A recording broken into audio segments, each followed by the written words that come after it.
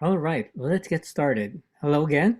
I'm Ignacio Dairit with the Center for Creative Land Recycling, or CCLEAR, and I'll be your moderator for this webcast. We are here to discuss the deployment of clean energy charging stations for the benefit of underserved communities and what it could mean for Brownfields communities. You are one of more than 230 registrants from 30 states, so thank you for joining us. We have a lot of great information to share with you today and hope you'll be able to stay with us for the duration of the webinar. Next, next slide.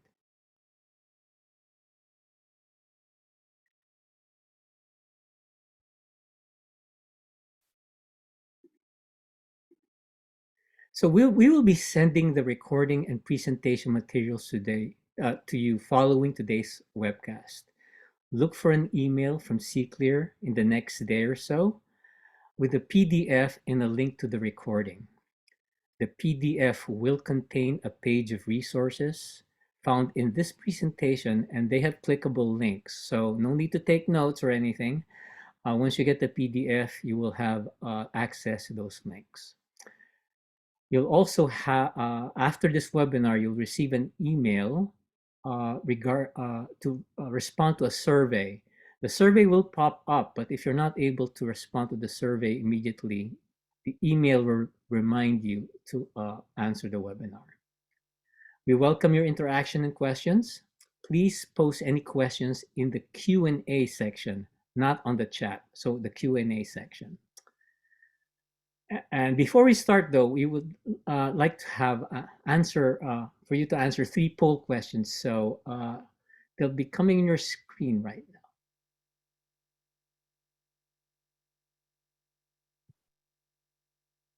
So the first question is, which best describes your organization?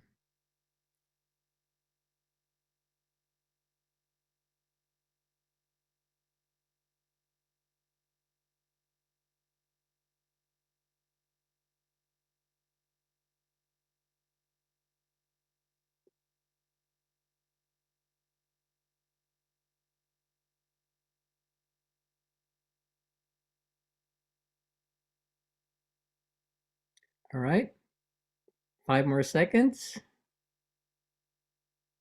Great. Now let's share these results.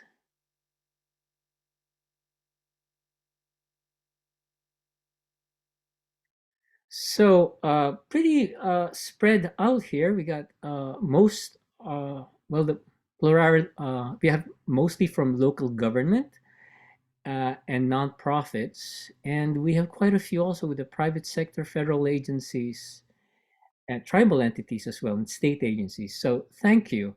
The next poll question is,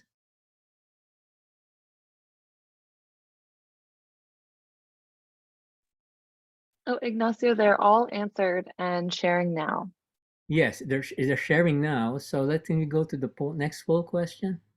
Oh, are they all being answered now? Yeah, they're all answered. I think you just All have right. to scroll down. Okay. Oh, there you go. All right.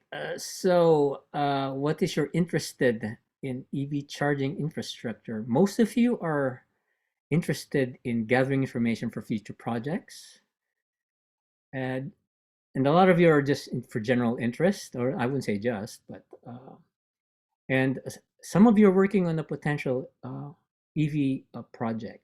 So that's great. And lastly, what information are you interested in most learning today? Well, pretty much most of you are interested in planning and implementation and financing and funding, and quite a few of you are interested in site selection and electrical infrastructure. So great. Let's move on.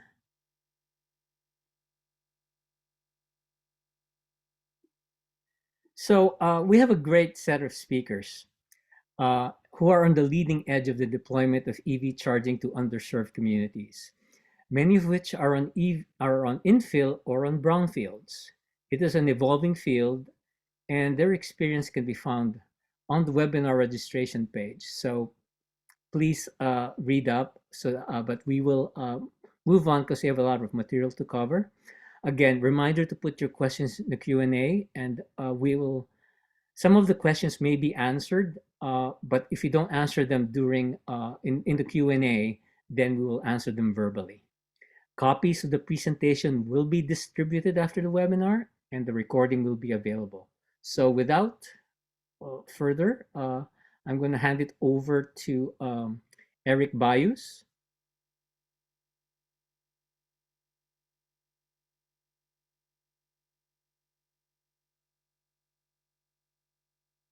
Hello, everybody, and thank you so much for joining our webinar today. We really do appreciate your time. We know you have a lot on your plate all the time, so we do appreciate you setting aside today for this hour to talk with us and hopefully have some great questions and hopefully learn a lot of valuable information for moving forward on this topic.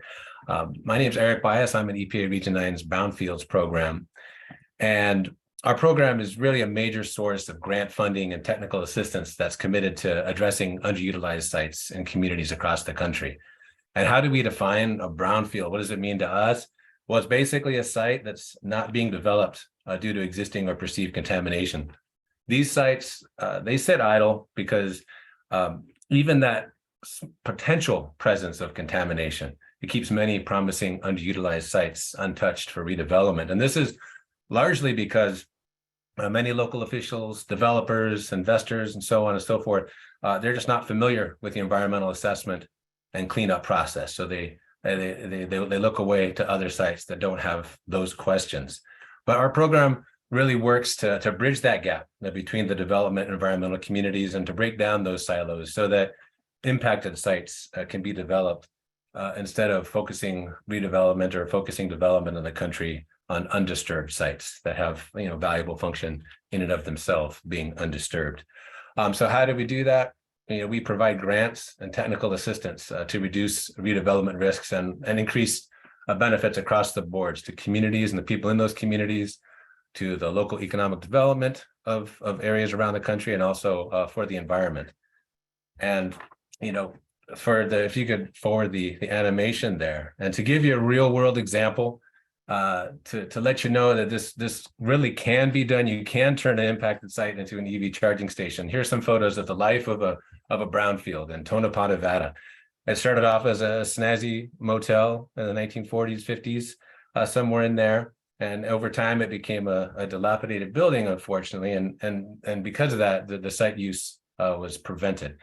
So it ultimately it became a redevelopment project where an EV charging station, a farmer's market, and a park were developed. And those last two amenities were there to give charging folks something to do while their car was charging. So in this case, Nye County, Nevada, who's a great partner, a great brownfield entity that we work with all the time, used a brownfields grant from us, some of their own county funding, and also a brownfield grant from the Nevada Department of Environmental Protection to make this project happen. But we'll talk about later in the webinar that there are other approaches.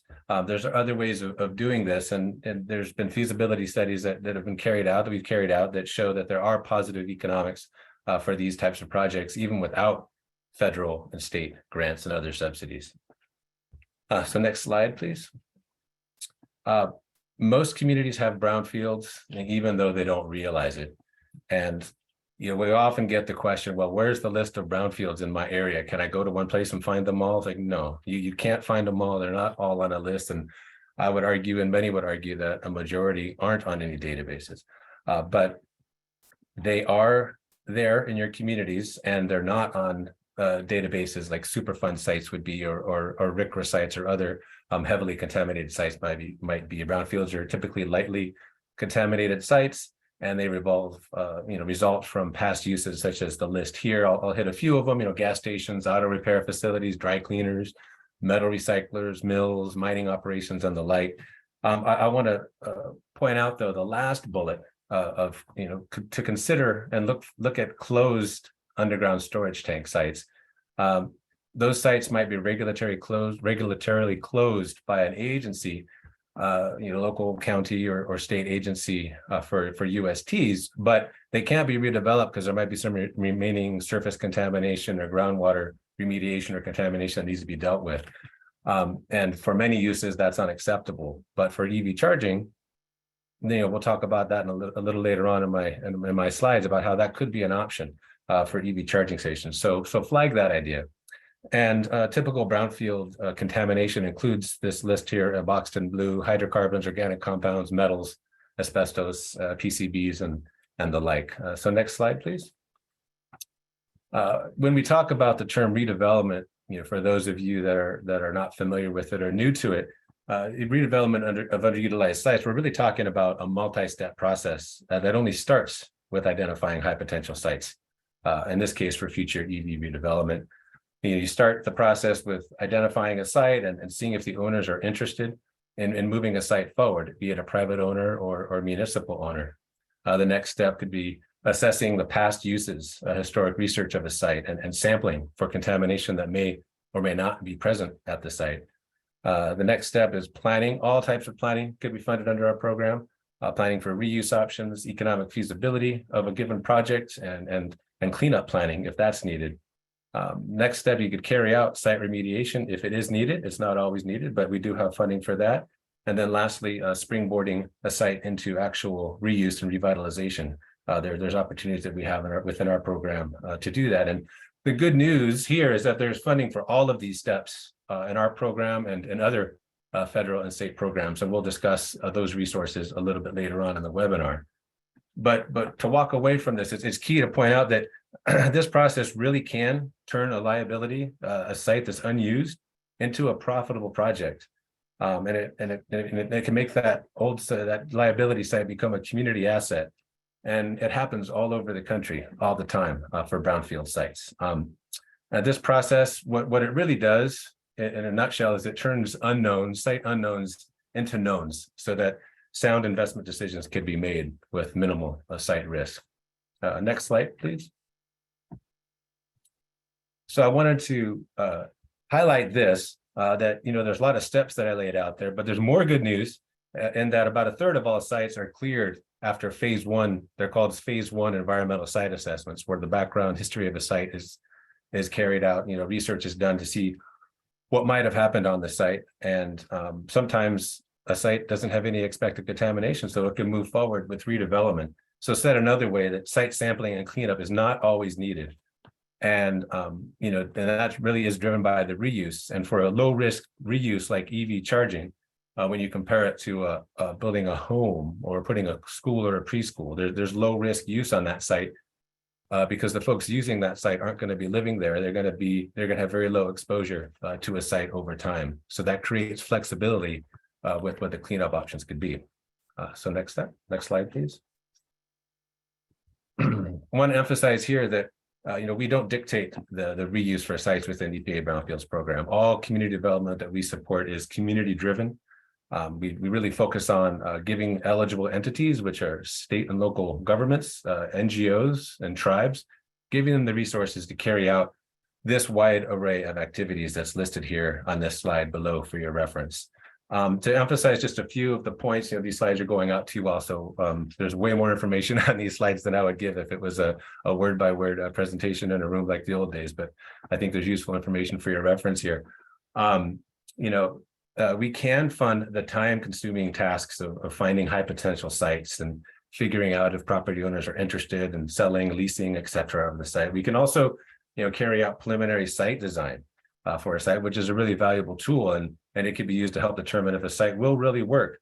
And this includes all the way getting down to working with a local power provider, distributor, figuring out if there's adequate electric capacity for the site, figuring out what other infrastructure might be needed for the site to really help you cost out what a project might be. So all of this and other agency funding, I want to emphasize, is this resource is available to you to carry out the redevelopment of EV charging stations. And what it does is obviously cuts into all those costs that might kill the profit opportunity or the economic feasibility for a site. So we want you to consider that there are a lot of options to help you move an impacted site forward to an EV charging station. Next slide, please.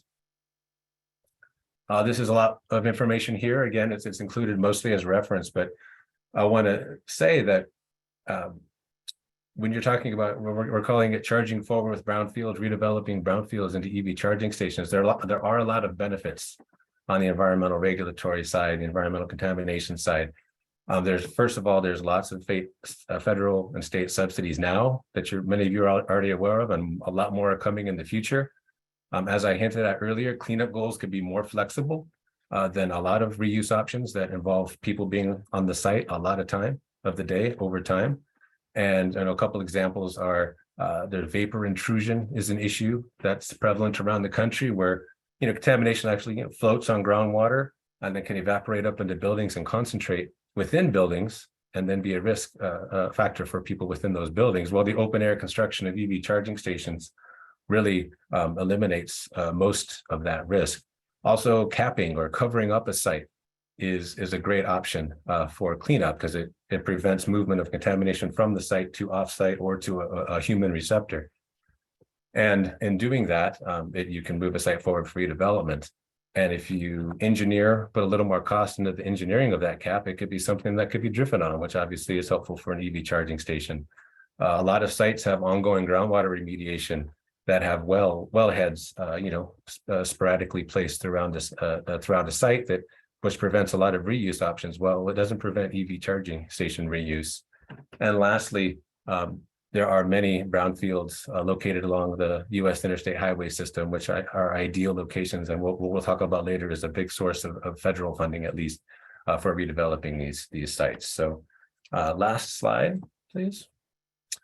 So this is just a quick summary of what I think are the key points of what we hope to leave you with from this section, is that brownfields funding and other sources of funding can truly reduce the perceived liabilities of impacted sites, and with planning and foresight can make these sites a very profitable project for developers and for local communities. There is a lot of funding available to break down those barriers within sectors, within the environmental and the development sector. And we want you to be aware of that and look at it to see if it makes sense for you. And again, the eligible entities are state and local governments, tribes, and NGOs. Next, these resources really do enable infill development of EV infrastructure throughout the country. And this does help address a lot of the equity issues associated with EV accessibility. And we're largely associated with charging deserts in underserved communities that can have a high percentage of renters that don't have dedicated parking and don't have ready access to safe charging.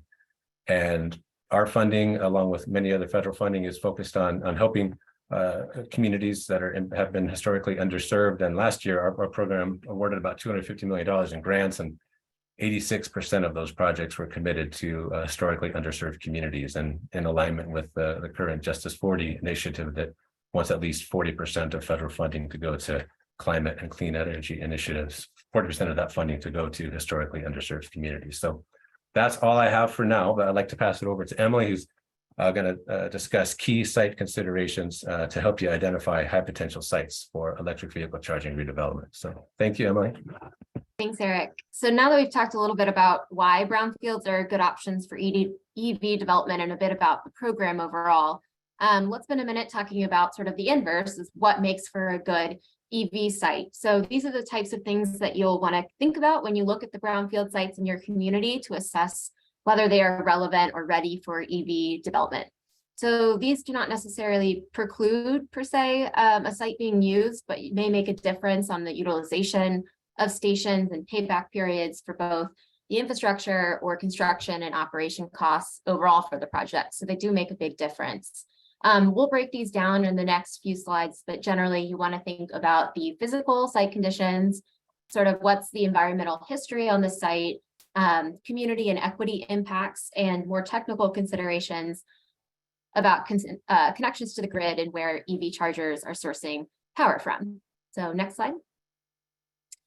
So some of the most important factors are just the most basic considerations of the physical context of the site. So many of these considerations that are listed here help to drive the utilization rates of EV facilities, or basically how many people are coming to use the site, which generates income that maintains both operations and begins to pay back the upfront costs of some of these chargers. So for example, the more easily accessible and prominent the chargers are, especially close to highways and other corridors or off ramps, as Eric alluded to, make along a major travel corridor or accessible to a street front really make a difference and make it more likely that someone will stop and choose to charge their car there. You also want to think about how close the station that you're planning is to another station. So at the bottom of the slide by the tip icon, we've listed DOE, the Department of Energy's Alternative Fueling Station Locator, which is a resource that you can click on when we share these slides, and you can look at where another station is in relation to your site specifically. The rule of thumb generally being about 50 miles, so you're between stations, so you're not competing with other chargers nearby, especially in these earlier days of EV car deployment.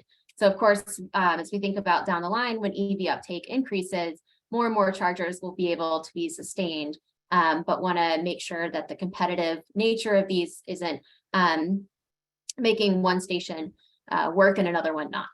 So you also need to consider if the site itself is large enough for installing parking, and making sure that those chargers are accessible both by car and for specifically ADA requirements.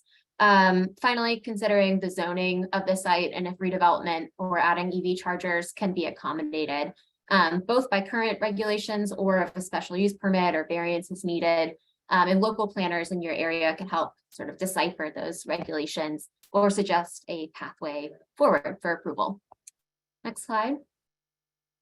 So the second slide here about the physical is sort of more about the site context. What is around your charger also plays a huge role in sustaining a station, especially for level 2 chargers, which we'll talk about in the next slides, what that is, but they require more time to charge a vehicle. And so if those are on site, you want to think about especially what amenities are available around you. So the availability of things to do or keep folks busy while charging makes a difference, certainly for the overall utilization of a station. So important to consider having Wi-Fi access, for example, on the site, somewhere that may be near other amenities, such as a restaurant or a shopping district. Also something that I'll talk about later, helpful to think about putting chargers at the multifamily developments, as Eric talked about, to increase sort of the access to residential charging that has largely been privy to homeowners in the past. And thinking about the density of residents here that could access a station is really attractive for boosting that overall utilization.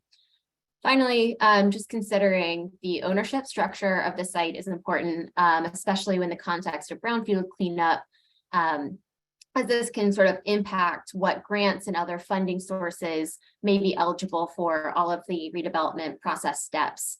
But also just to confirm that EV charging will be an acceptable reuse strategy for the site. Next, please. So as Eric sort of discussed earlier, brownfields do make for a good opportunity for EV infrastructure, but there's obviously a few things to consider before moving forward on these sites. So especially understanding what the previous site use was may shed some light on what environmental concerns or cleanup are needed. For example, the site with a previous gas station, there may be sort of still remaining underground storage tanks that need to be assessed and possibly removed or closed out with your state regulatory agency. And it's also important to be aware of these considerations to make sure that the site is actually ready for redevelopment. Some of the documents that Eric mentioned, including a phase 1 and phase 2, and understanding of the cleanup requirements for each site is important. Next. So very importantly, when we talk about EV is the concept of community and equity considerations. And it presents sort of an opportunity to make a difference, especially in environmental justice communities. So if you think about many of the burdens historically from transportation and energy systems, the impacts have been disproportionately borne by disadvantaged and minority communities. So it's important, especially to consider equity when planning for this type of infrastructure to, increase access and especially avoid exacerbating these existing disparities that exist in the transportation system. And as Eric mentioned, the Justice 40 initiative, which was established by an executive order in 2021, states that at least 40% of overall benefits from certain federal investments flow to disadvantaged communities. And so the DOT, the Department of Transportation, along with other agencies at the federal level, have been working to implement this initiative. The implementation guidance so far identifies clean transportation as a Justice 40 covered program.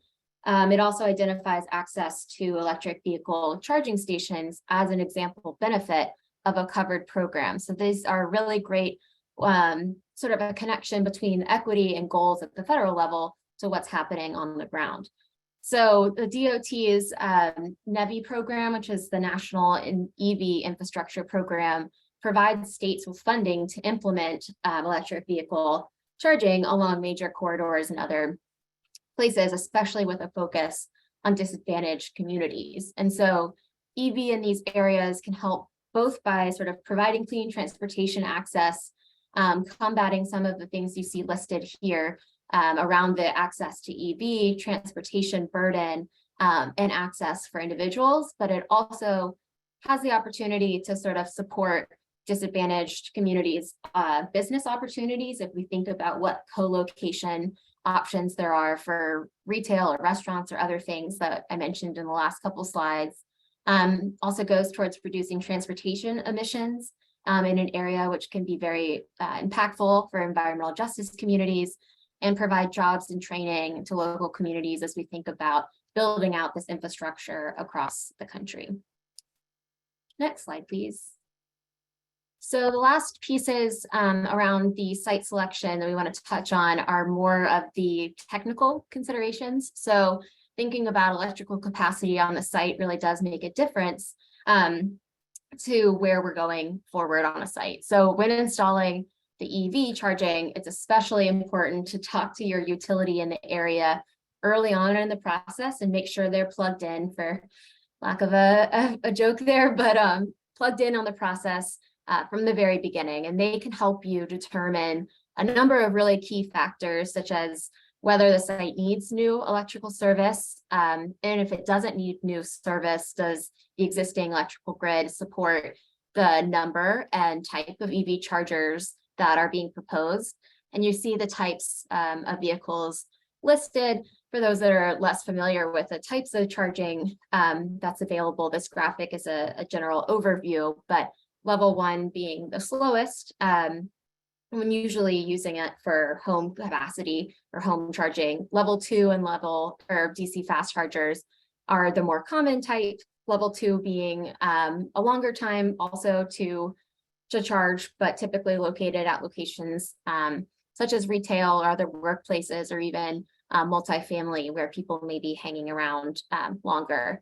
And then finally, DC fast chargers, where you have those at locations that you're not staying very long, and they can charge a car to a higher range much quicker. So think about rest stops along highways or other sorts of fueling locations being a good fit for DC fast chargers.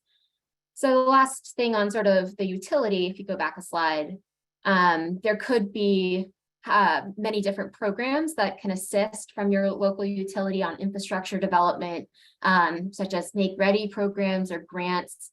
And also they can help you if you're thinking about how to integrate distributed energy resources, such as solar, other battery components to help with your EV charging.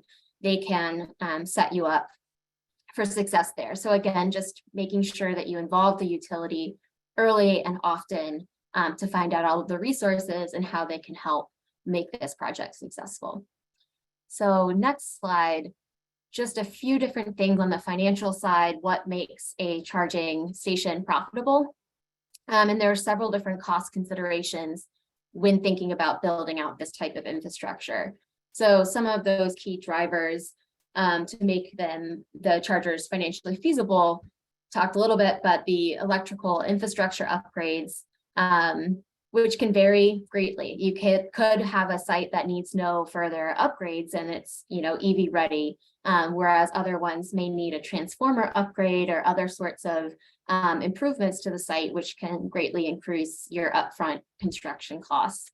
So second being station utilization, which I talked about a little bit before, but basically how much does the station actually get used?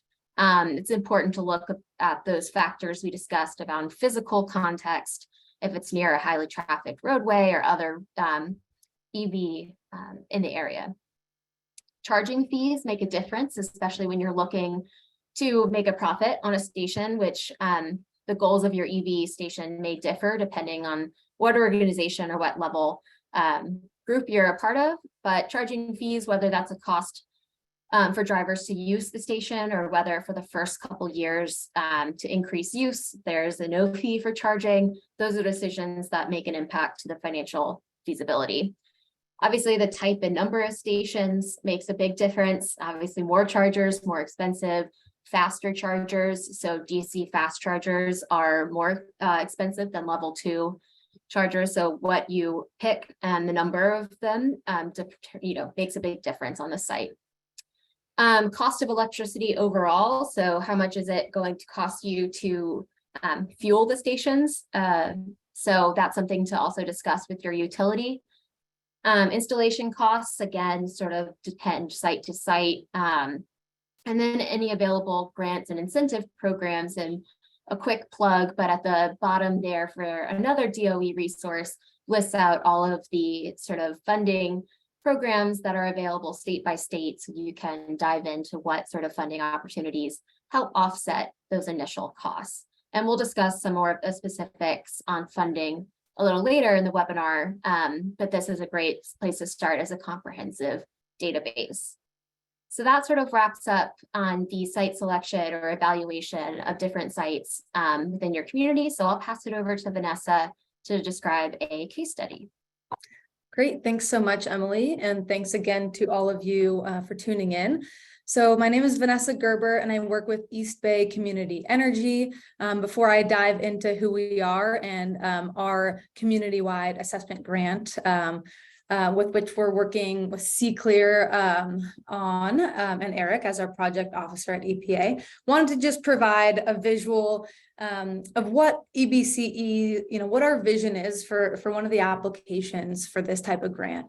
Effectively, as Eric was talking about, taking an idle or underutilized site in our community and really activating that into a critical clean energy resource that supports zero emission mobility of people and things. Here is a heavy duty trucking example, but wanted to really just paint the picture of what we are talking about and looking at through our grant. So next slide, please.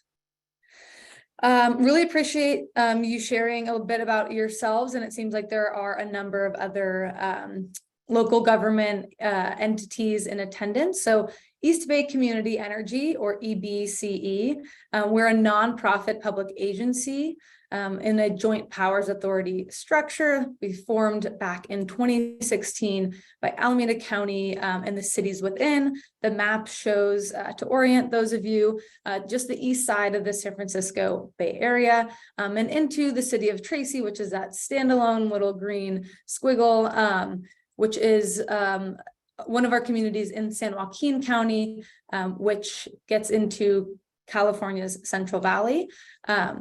And we will also be adding the city of Stockton, which is actually just to the north of Tracy in 2024.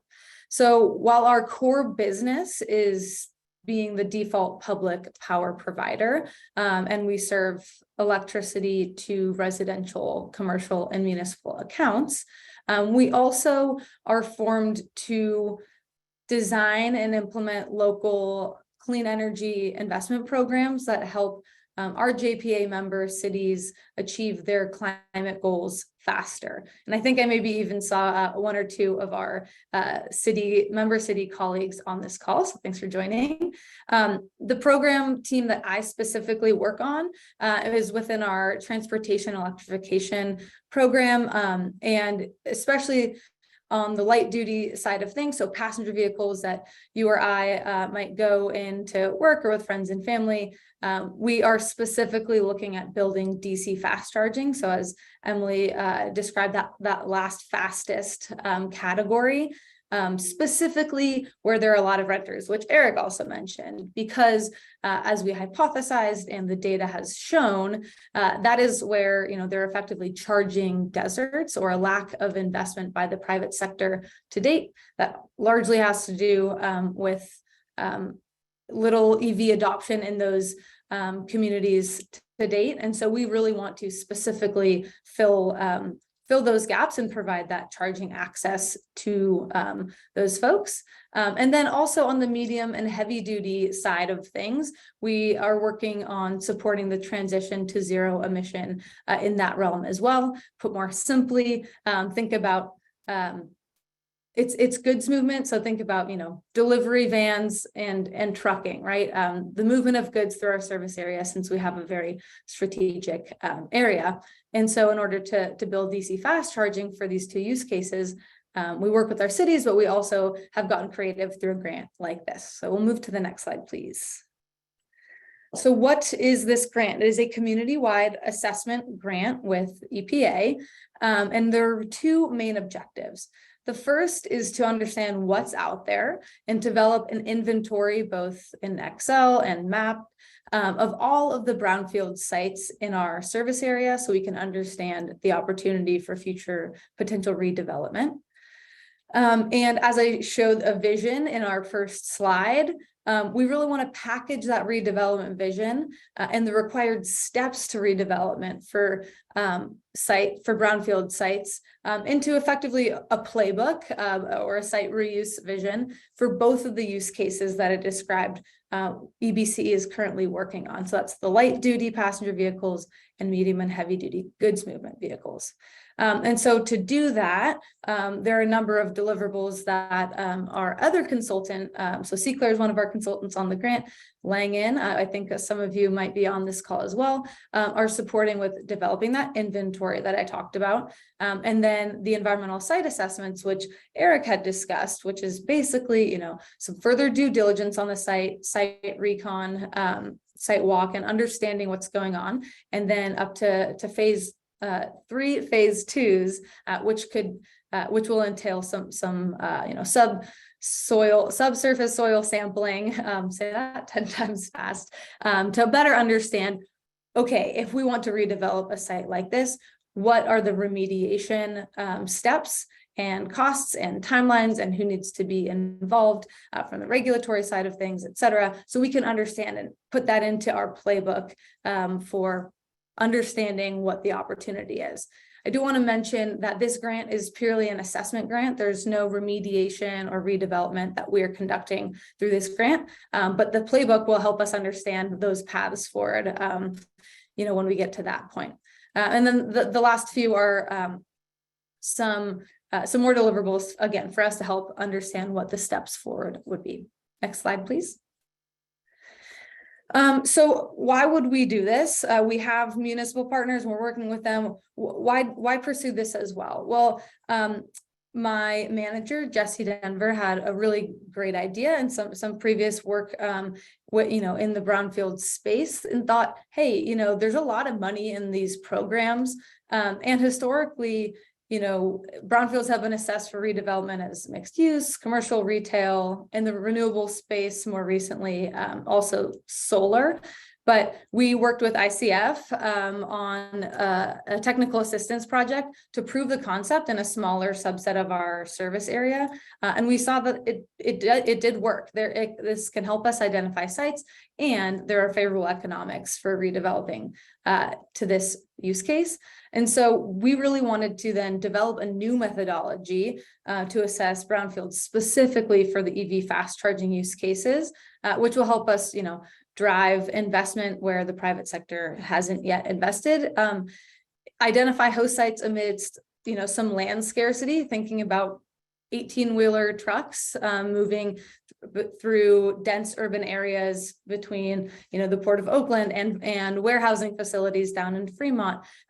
Where might there be some opportunity for these large vehicles to find charging where they need in an area that is largely developed? So this could be an opportunity for us to see some more potential site hosts. And in the process, regardless of, whether it's urban or a more rural area, aligned incentives to support environmental improvements across our service area. Next slide, please. So how do we do this? Again, our consultants, Langen, helped us compile that inventory, which we saw over 7,000 brownfields across our service area.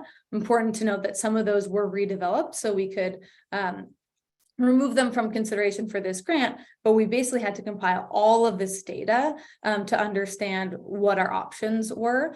And then we applied the site selection matrix. And so these are probably, this is just a small sample, but thinking back to Emily's slides of those four areas that you want to think through, we applied a number of different criteria. Again, just a sample, want to make sure that it's accessible from the highway, as well as, if you want to consider the NEVI funding, which we'll talk about, making sure that it's within a mile from the highway, that it's big enough to accommodate a number of vehicles, as well as the infrastructure, that it's zoned appropriately, et cetera. And so we had to filter in all sorts of ways to make sense of 7,000 into a smaller list that we could then do some further diligence on, make sure that the site type worked, was accessible, all of those things, amenities nearby, and that we had both the light duty and the medium and heavy duty goods movement charging use cases represented.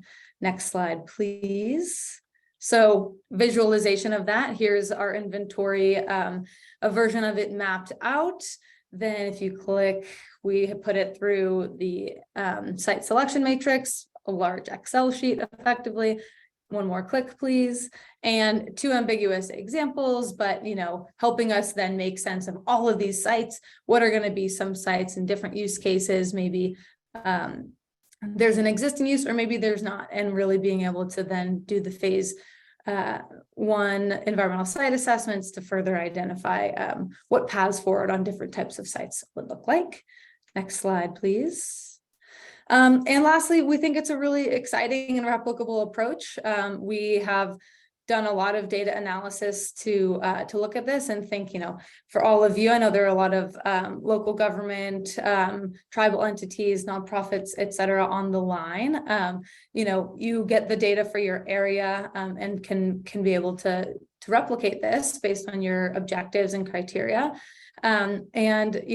Public agencies, even public-private partnerships as well. I also want to highlight, municipal electricity providers, which is effectively what EBCE is. This bottom left photo is from Pasadena Water and Power, which is a municipal utility in Southern California. They've built the largest public fast charging hubs in the country, not necessarily on brownfields, but wanted to exemplify what that might look like, the end product. And we also, while we developed this specifically for fast charging for these two use cases, you might, depending on your objectives and priorities, want to co-locate some distributed energy resources, and that can be, expanded upon to look at those use cases as well, depending on what you're trying to achieve. So looking forward to some further discussion. I'll pass it back to Ignacio to open up the discussion on some more resources.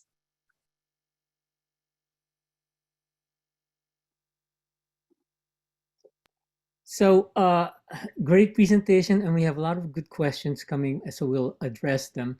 But here are a few funding sources that we've compiled that probably hit the sweet spot for most of you. Of course, Eric can talk about the Brownfields funding. Yeah, quickly, here's a few links to and there's the second, the slide right after this one has a little more graphic view. We have pictures of the various funding sources that we have, but there's multi-purpose, assessment, revolving loan, and cleanup grants that we have offered pretty much every year.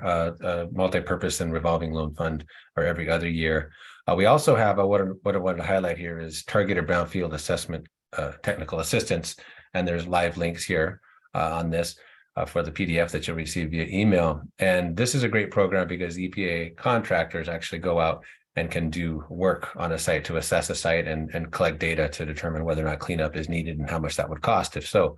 So flag that as a great opportunity for if you're interested in jumping into the brownfield arena, but you don't really have a lot of time to compete for a grant. You have something that's needed, sooner than later, because this project is open now. The Targeted Brownfield Assessment Program is open now. It's an online application, and you can open a conversation with us based on an application. And if you're an eligible entity and it meets all the criteria, which is basically helping underserved communities and on a brownfield, then it's a great way to start looking at this overall concept, and could be a source of information to make you eligible for all the other funding below on this slide. And with the bipartisan infrastructure law and the Inflation Reduction Act, there's a lot of climate change mitigation funding coming that hasn't been fully rolled out yet. So stay tuned on that, and I'm sure EV will be included as an option within those programs. I'm pretty sure, at least. But anyway, I'll pass it on back to you. Right. And for EDA. For communities that have that own industrial parks or developing them, it could be part of an infrastructure that the EDA might consider funding. So talk to your EDA representative, and it could be a eligible expense. Now, Emily, I think, can address NEVI. Yeah, so that's part of the Department of Transportation, Federal Highway Administration's plans to sort of roll out EV, and it also is part of their work in implementing Justice 40, but essentially the FHWA NEVI program basically provides states funding to implement EV across the state. And so they have highlighted alternative fuel corridors that are where EVs should be located. And so state DOTs have been putting together what we would call NEVI plans to implement essentially these charging corridors across the states. So something to reach out to talk to your DOT at the state level for resources related to those NEVI plans and other sorts of AFC grant and funding application. And I guess the next one on the Department of Energy, that's the link that I had shared earlier in my slide. So the Department of Energy DOE site compiles these grants and incentives at a state level for all the states. So you can jump onto that link that's in this presentation and go through the database to look at state level funding opportunities that may be relevant for your site. And then the last piece, something we talked about before too, but each utility is a little bit different in the way that they've been approaching EV build out. So certainly check with your state and local contacts there for any grants or technical assistance that they can provide if you want to move forward with the EV on a site. Actually, Emily, let's jump to one of the questions, because this is where Travis asked about plugging in EVs into different types of infrastructure that may not have clean energy. Sorry, which question are you highlighting? There's a question here: temperature feelings of tying into an existing power grid that is probably traditional electricity versus solar or wind. Sure. I mean, I think that those are sort of site level considerations when you're thinking about what distributed energy resources are available or relevant for your site. It's helpful to understand if solar is even possible. It may not be a resource that's accessible to that site. But overall, obviously, it does decrease the reliance on traditional power sources and connections to the grid when using those distributed energy resources, but it is a site specific sort of consideration to make. And I don't know, Vanessa, if you have anything else to add. Yeah, one thing that I did fail to mention, just in terms of the way that EVCE is structured and the way that we're building these DC fast charging stations, we are the power provider, and so we have different products, and all of our DC fast charging stations will be served by our 100% renewable electricity. So depending on who you work for, where you fit in the picture, there might also be a local power provider, public power provider that has a cleaner option. But it definitely depends on the local utility, the regional power sources, and your organization's objectives. This webinar isn't about the order of events for decarbonizing, but EV charging infrastructure does take a little while to build and get in the ground. And I think it is, an important thing to start getting ahead on. And that is something that can then be, power sources also get cleaned up, but lots to consider there. Definitely reach out to utilities and any local municipal power providers. Great, thanks. We can go off to the next slide, which addresses some of Yeah, this is like I had mentioned earlier. I just mentioned earlier, just the amount of funding that we've had in these various programs. This is funding levels. I from last year, I made that mistake there. FY20, the current funding that's being offered is FY23. So this is the amount of funding that was offered in each of those programs. I want to highlight though that I'm in the Pacific Southwest region, and there's 10 regions across the country. All regions across EPA offer these, and I wanted to flag here that if you are outside of California, Arizona, Nevada, Hawaii, that I can help connect you with your appropriate contact in other regions for this program. And just flagging targeted brownfields assessments as a great way to start. If you're curious about this, that's a low risk way to start. You don't have to receive any funding yourself, so there's no major reporting that has to happen, and we can walk you through the process. And it's a good way to learn whether or not this type of work is appropriate for your organization. So, great. Next slide. All right, this is the list of resources we were talking about earlier. These will have links. We've addressed some of these, but for those that we haven't really actually spoken about, there's the Grid Alternatives, which is a nonprofit that helps that assists tribes and low-income communities. They don't necessarily line up exactly with what East Bay Community Energy is doing, but that's another piece of the puzzle. Another resource here is Repowering America's Land Initiative, which provides some resources and technical assistance for these types of initiatives. When you receive the slides, click on them, and there's a lot of information in all these websites. Next slide. So are you suggested? Here are initial steps, and Travis, this answers your question. Does anyone want to speak on this list here? And I think everyone and folks from ICF who've been answering the Q&A, and we'll dig into the Q&A while people are responding to these questions. So, but anyway, start with your Brownfields regional contacts.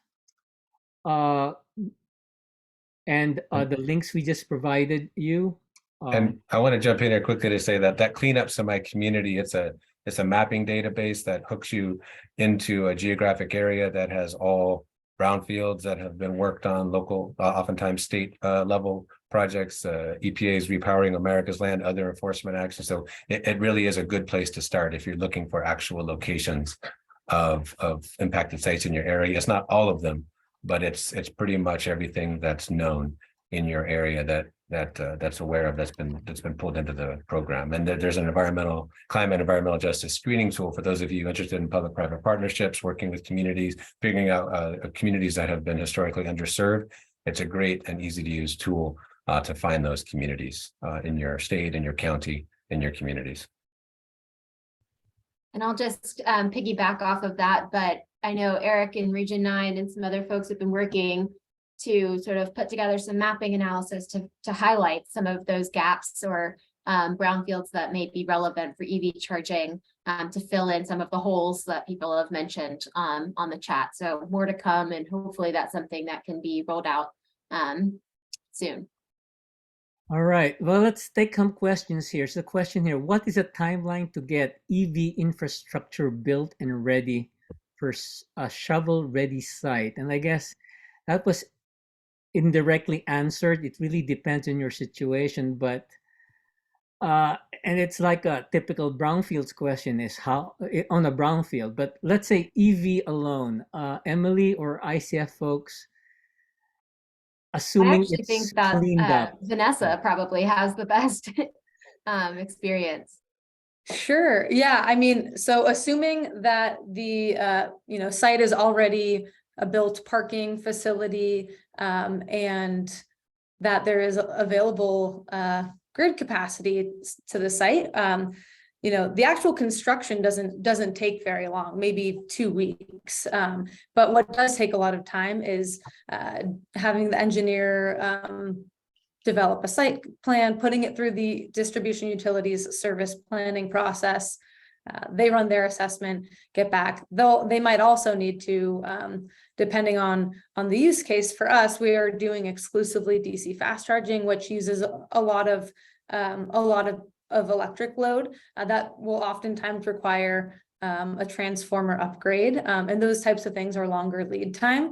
So in our use case, from identifying a site, signing off with a city to me getting to drive up and plug in, it could be around a year and a half, 2 years. But if some of the distribution utility upgrades need to happen, that could push out the timeline. For level 2, I don't have direct experience with that, but because there's less electric load associated, that could definitely expedite the process. And I'll just add that it totally depends also on, to Vanessa's point about the utility sort of electric considerations for the site. And so some utilities require different studies or assessments of a site to understand what the infrastructure upgrades are needed. And so those may take a little bit longer versus picking up a phone and calling your utility and having ready information. So it really does sort of depend on the type of chargers, obviously the number, and then what upgrades or sort of site readiness is needed to push the site forward. And this there are a lot of things to consider. This kind of gets to the second point, depending on what your organization is and what piece or pieces of this puzzle you're looking to answer. We're a public agency, and we knew kind of what we wanted to do. But maybe you can put out an RFI, and if you don't have the resources or bandwidth to do that in interaction and kind of diligence with the distribution utility, perhaps there's some kind of local consultant or contractor in your area that you can work with to help answer these questions, because it can get complicated, and you want to obviously make sure that you're preparing your budgets and timelines appropriately. Yes, actually a question, because the public agencies are quote unquote competing with those folks who are installing them with the market.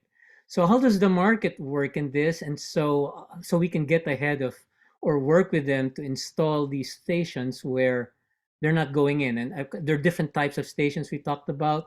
We have the typical EV for cars, but you also have the charging stations for heavy and light duty, which is really different. But for the consumer market, how does it work, and how do you work with that so that you're not actually competing with the market? Since I can answer that, I know we're at time, so I'll be brief. I definitely take the approach of rising tide lifts all boats. We need more EV fast charging and EV level 2 charging resources out there. There will inevitably be some competition. The way that we are approaching that is strategic for us and filling gaps. And also because we're an electricity provider, we can structure the finances of a project a bit differently. But we also don't have any trucks. We don't have anybody who does the construction. We have public-private partnerships to actually have the development work done. So I actually think there's a really very present synergy between public agencies, private sector. And I think, this approach in terms of siting and being able to remediate and redevelop brownfields is accessible to the private sector as well, both on light duty and medium and heavy duty. We definitely anticipate some more partnerships to continue to develop these resources. But I think, it's very early days. And so I think, there's not a very clear answer to your question, Ignacio. Right. Well, thank you for that. And I appreciate everyone on this webinar, ICF, East Bay Community Energy, EPA. Next slide. I think we're wrapping up. A little bit about CClear. Now, contact us if you have any follow-up on this webinar. We provide technical assistance on the West Coast and nationally, but connect with us. Come to Brownfields 2023 in Detroit. And I think we're going to close up now. So again, thanks for everyone joining us, and keep connected.